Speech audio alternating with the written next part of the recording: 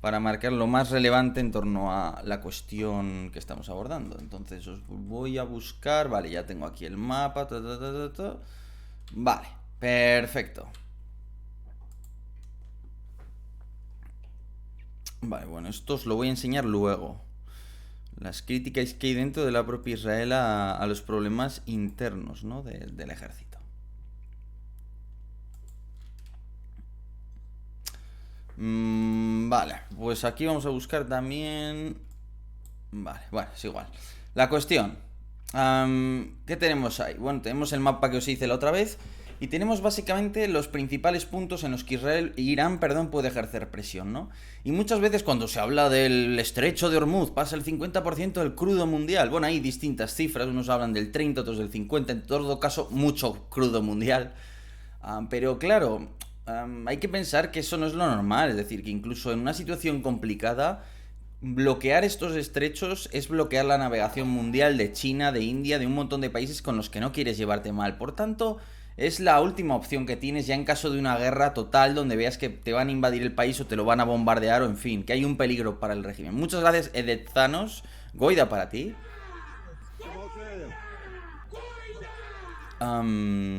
Vale, por cierto, voy a ver, no vaya a ser que haya alguien más que se haya suscrito. ¿Hay alguien más que se haya...? Por cierto, Endobélico, no sé si estarás por ahí. Bueno, si no estás, casi mejor, que así descansas. Un saludo al misil. Ah, bueno, Endobélico, vale, ya te veo. Ah, bueno, no, esto es del vídeo anterior. Bueno, mejor. Si me estás viendo, descansa. Si no, pues haz lo que también... Lo que te apetezca. Bien. Vale. Estoy leyendo. Vale. Muchísimas gracias nuevamente. Entonces, la cuestión aquí cuál es, que un bloqueo directo de los estrechos es la opción atómica. Eso es lo que es. Es como si España coloca misiles antibuque en Gibraltar y dice, ala, por aquí ya no pasa nadie. Pues hombre, poder puede hacerlo. Aunque España la verdad no ha querido centrarse mucho en ese tipo de cosas, pero la cuestión es que es una opción que te va a llevar a un enfrentamiento con todo el mundo y que solo tienes que usar en caso de que ya no quede otra. Lo que haces es torpedear la navegación, interrumpirla, molestarla, obstaculizarla. Y además es que tienes a tus aliados hutíes en el Bab el Mandeb, que al final, mira, uno de los conceptos interesantes de mi libro, que saldrá el próximo año, aunque ya está enviado y todo eso, ya se está revisando para empezar a fabricarlo, es el cinturón dorado, que sería pues un cinturón que recorre la Tierra y que va de China, recorre todo el Mediterráneo y básicamente es lo que conecta Europa y el Mediterráneo, el lejano oriente, es decir, China, India, Japón, Indochina, todo eso, y Norteamérica, que son las tres zonas más ricas del planeta. Entonces ese cinturón dorado recorre el Mediterráneo y pasa por Bab el Mandeb y el canal de Suez. Entonces, todo lo que sea bloquear estos estrechos, primero le haces un daño enorme a Egipto, que está al norte y que vive del canal de Suez, y por tanto a Egipto te lo pones totalmente en contra. Haces daño, por supuesto, a la economía de China, de todos esos países que basan su economía en la exportación. Y por supuesto, provocas un incremento en los precios a nivel mundial, porque en cuanto empiecen los ataques, ya sabéis, aseguradoras, precios de las materias primas, todo eso, ¿eh? Entonces, a poco que les digan a los hutíes, oye, empezad, romped el alto el fuego de Yemen, que por eso hace nada Anthony Blinken se ha reunido, es decir, el ministro de Exteriores de Estados Unidos se acaba de reunir con el enviado especial de las Naciones Unidas para Yemen. Entonces, ¿por qué se ha hecho eso?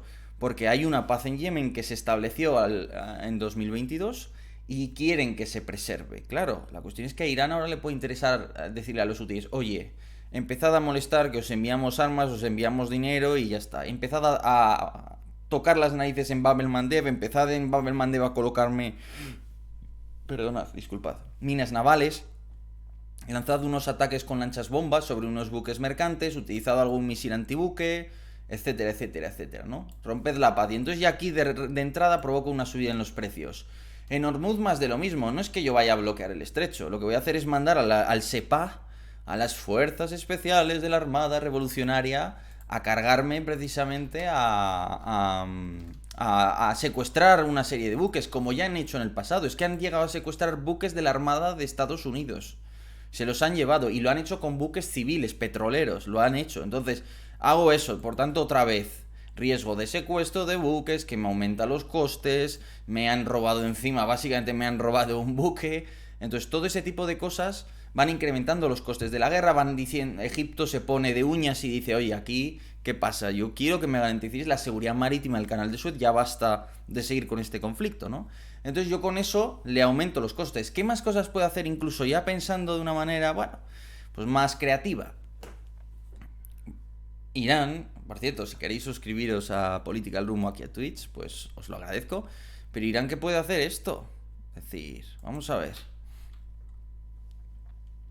Ahora mismo en Somalia se ha retirado la zona, digamos, declarada peligrosa por peligro de piratería. Precisamente para evitar que los seguros navales pues sigan imponiendo unos precios muy altos por surcar esas aguas, ahora que ya no hay piratería. Tú ahora, Irán, decides apoyar a los piratas de Somalia, lo que sea, les ofreces calas seguras en Yemen, por ejemplo, les proporcionas armamento y tal, y que empiecen a molestar también en ese sentido, y puedes provocar mucha inseguridad. Por tanto, ya tienes ahí una herramienta que sin entrar tú directamente en conflicto le das un problema grave a Estados Unidos, ¿no? Y esto solo de entrada, subiéndole los costes a todo el planeta con respecto a este tipo de asuntos. Por tanto, esta es la opción de Irán.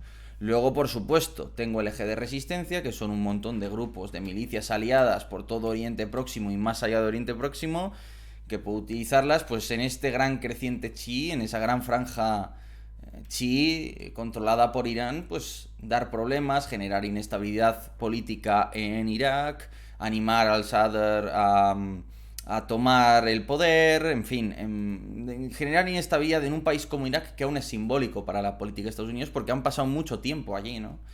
Este creciente chií pues es digamos, un logro geopolítico de Irán pues bastante impresionante, ¿no?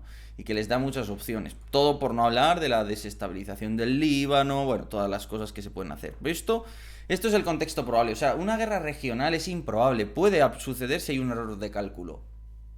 Pero una gran guerra es improbable. Ahora, que pongan en marcha todos estos mecanismos, eso ya es harina de otro costal. Y eso es un problema muy grave. Porque eso, por ejemplo, España, vamos a ser claros. A ver, hablando de una manera que se entienda. Estamos hablando, digamos, puramente desde el cálculo, ¿no? Despojándonos de toda emoción, moralidad, etcétera, etcétera.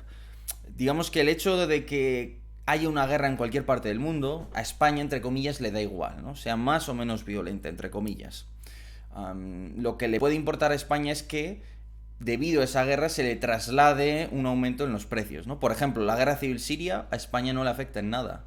Dentro de que es algo terrible, es algo tal, pero España le ha dado igual, entre comillas.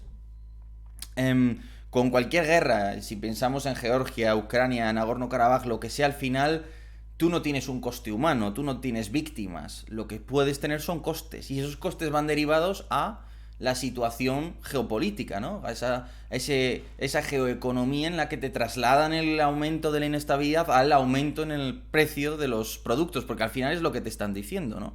Que como hay inestabilidad, pues hay unos riesgos. Y no solo es eso, es que este invierno, que hemos estado apuntando, me gusta porque creo que estas son de las cosas en el canal que quien vaya viendo los informes tiene un cuadro, espero, bien bueno de la realidad, ¿no? Entonces, ¿qué hemos dicho? Que los rusos están aumentando el número de municiones, de drones kamikaze que están fabricando, ¿verdad? Pero ¿qué os hemos dicho también? Que aunque esta guerra, los ataques con drones rusos serán mayores, en esta guerra de invierno va a haber una respuesta ucraniana. Así como en la anterior Ucrania solo encajaba misilazos y drones, en esta ya va a haber una respuesta. Va a ser muy pequeña en comparación, pero la va a haber. Va a haber unas cantidades importantes de drones kamikaze que caigan en Rusia. ¿Y cuál es el gran objetivo? El objetivo más obvio, el objetivo del que llevamos tiempo hablando en el canal para Ucrania. ¿Qué atacarías tú si fueras ucraniano y tuvieras la potestad de hacerlo, como la van a tener precisamente durante este invierno? Bueno, pues vamos a poneros aquí el mapa. No me fastidies, que no figura Novorossiysk. Bueno, me cago en la leche. Pues ya está, lo vamos a poner aquí, Novorossiysk.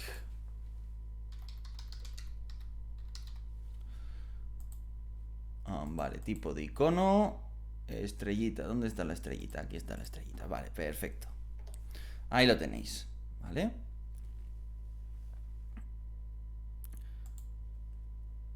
Entonces, puerto de Novorossiysk. El puerto de Novorossiysk y toda esta región, muy típica de los cosacos, pues tiene una particularidad, y es que por aquí se exporta una parte muy importante del crudo ruso. Entonces todo el crudo, una parte muy importante del crudo que exporta Rusia sale de este puerto. Por tanto es un objetivo muy obvio. Toda la navegación del Mar Negro rusa va a poder ser atacada por primera vez en esta guerra por parte de Ucrania, y ese puerto va a estar en riesgo. Es decir, que ya no es solo que Irán esté haciendo estas, no es el hecho de que Irán, Teherán y Moscú están más cerca y pueden jugar a manipular la oferta del petróleo controlando la cantidad de petróleo que extraen y que llenan el mercado o dejan al mercado en una situación de escasez, sino que es que además se puede sumar que Rusia tenga problemas, hay ataques sobre el petróleo que entrega al mercado internacional a través de sus rutas navales del Mar Negro.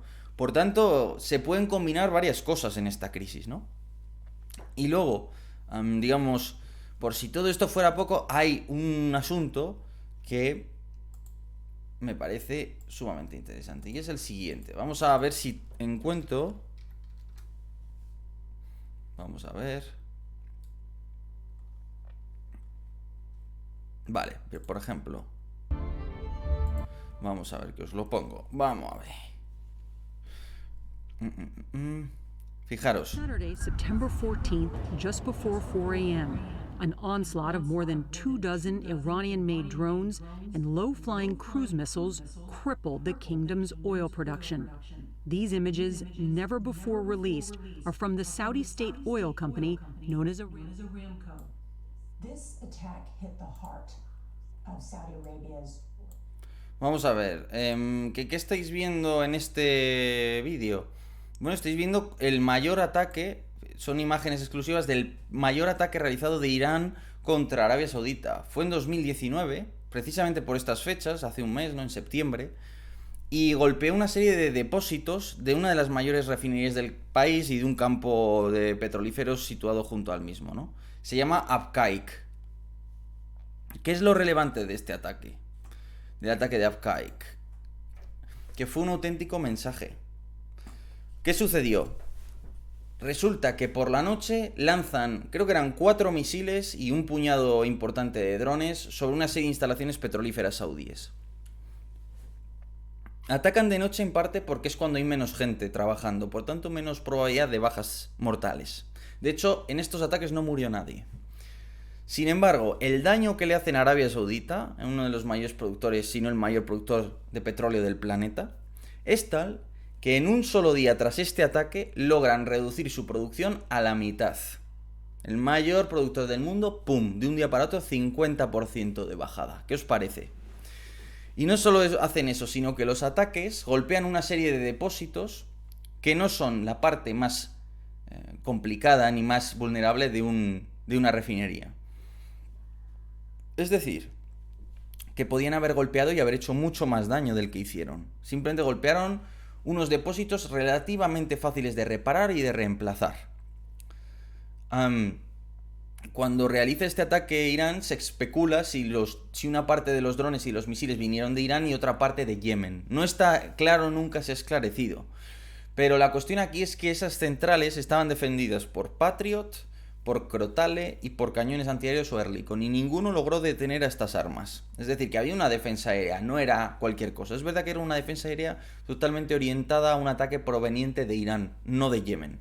En todo caso, lo importante aquí que es, hay que tener en cuenta que Irán ya ha demostrado la capacidad de hacer un daño tremendo con muy poco al mayor productor de petróleo del planeta. Por tanto, en caso de guerra, sin necesidad de llegar a una escalada regional enorme que lleve a una guerra regional, simplemente puede, con todas esas herramientas que os he comentado, el estrecho de Bab el-Mandeb, el estrecho de Hormuz, inestabilidad en Irak, por supuesto Hezbollah, puedo además jugar a esto, mira, Emiratos Árabes Unidos está al lado, Arabia Saudita está al lado, por tanto lanzo unos misiles, me cargo una parte importante de su capacidad productiva y fuera. Y no he entrado en guerra, incluso puedo hacer estos ataques sin tener una sola baja, sin que haya muerto nadie, y de repente los precios del crudo se disparan. De hecho, las proyecciones que hay es que si algo así sucediera, podríamos estar hablando de que el precio del barril ascendería a 150, 160 dólares.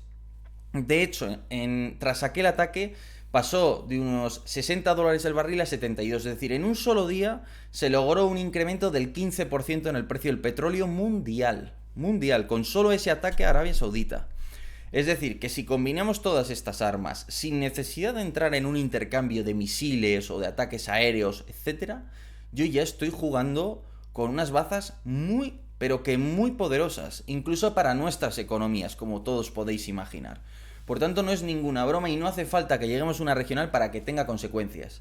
No sé si lo recordéis cuando estalló la guerra de Ucrania, cómo subió aquí el precio de la gasolina, de los distintos combustibles. Yo recuerdo hablar mucho con los taxistas y cómo te explicaban que, sobre todo los que tenían GNC, gas natural comprimido, que habían comprado esperando que los precios se mantuvieran muy bajos y tal, había pegado una subida el GNC que habría triplicado su precio original. Claro, el transportista del camión, el que te transporta las mercancías desde China, sí, todo esto se ve afectado, toda la cadena casi mundial, pero desde luego los países que somos netamente consumidores más que productores, pues tendríamos un problema. Obviamente China tendría un problema, porque yo recuerdo hablando con el responsable del puerto de Auckland, cómo te explicaba que ellos tenían los almacenes llenos. Tenían los almacenes llenos, ¿por qué? Porque la demanda interna de Estados Unidos no podía consumir todo lo que se había acumulado debido a los desajustes mundiales, fruto del COVID, fruto de los problemas derivados en la cadena de suministros,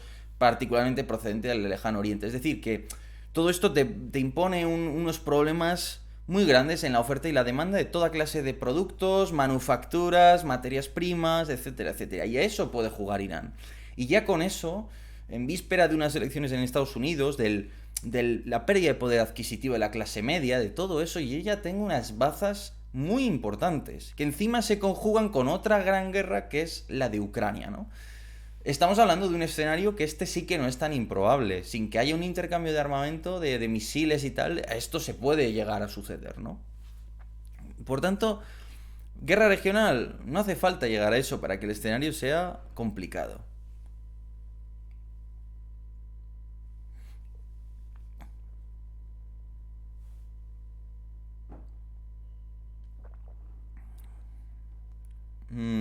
Vale.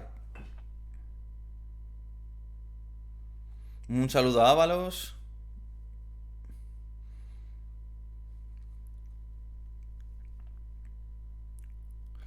¿Qué herramientas, dice el Bartobot, tendría el bloque occidental para disuadir a Irán? Yago, pues hombre, a mi entender, desde luego puede imponer sanciones, puede comprometerse en países donde hasta ahora no se ha comprometido a apoyar a un bando hostil a Irán, por ejemplo.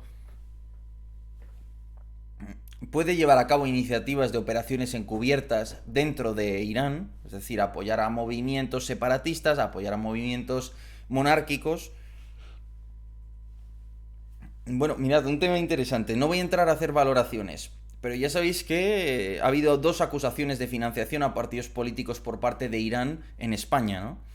Una es la que ya sabemos que pesa sobre Podemos, Pablo Iglesias, pues su participación en Hispan TV, que es una cadena al servicio del Estado iraní, etc, etc. Y luego hay otra, que es la de Vox. A Vox también se le acusó de haber estado financiado por los iraníes, pero aquí hay una cosa interesante. No hay que confundirlo, ¿no? Lo que financió a Vox, la acusación que pesaría sobre ellos, no está relacionada con el régimen de los ayatolás. Está relacionada con el parlamento en el exilio organizado por los monárquicos que tuvieron que abandonar el país en 1979. Entonces, esa gente existe y tiene un parlamento. Tiene un parlamento en el exilio, creo que, no sé si era en Francia, pero vamos, que existe. O sea, no es algo que sea cualquier cosa, ¿no? Voy a buscarlo, de hecho. No tiene efectos jurídicos de ningún tipo y todo eso, pero el Consejo Nacional de Resistencia de Irán, ¿no? Ese es el nombre.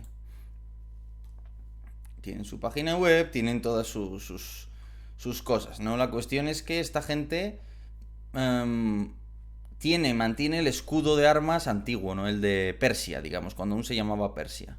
Tienen sus medios de comunicación y puede dar la sensación incluso que es el Estado iraní, pero Claro, si no lo... A ver cómo os lo pongo. Vale, esta es su web oficial, ¿vale? ¿Veis? Esta es la estructura. NCRI, no sé qué. Da una sensación, ¿verdad? Como muy institucional. Este sería el Comité de Asuntos Exteriores, ¿no? Este sería el comité, ¿no?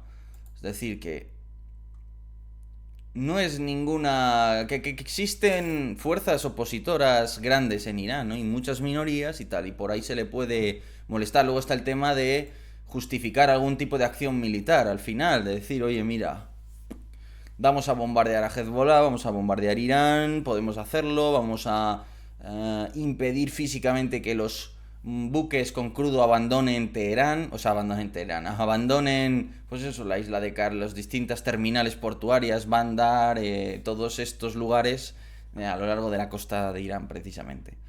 O sea, es una cuestión que está ahí. Y el miedo al conflicto, ¿no?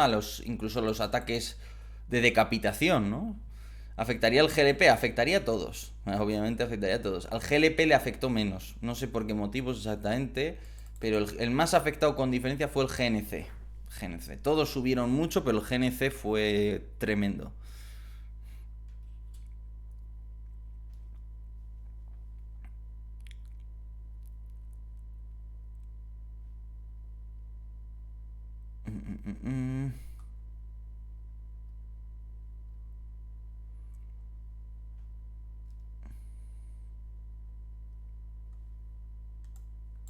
Javi Timida, además está confirmada, podemos demostrar que no existió por la justicia, ¿verdad? No, que yo sepa, no está demostrado.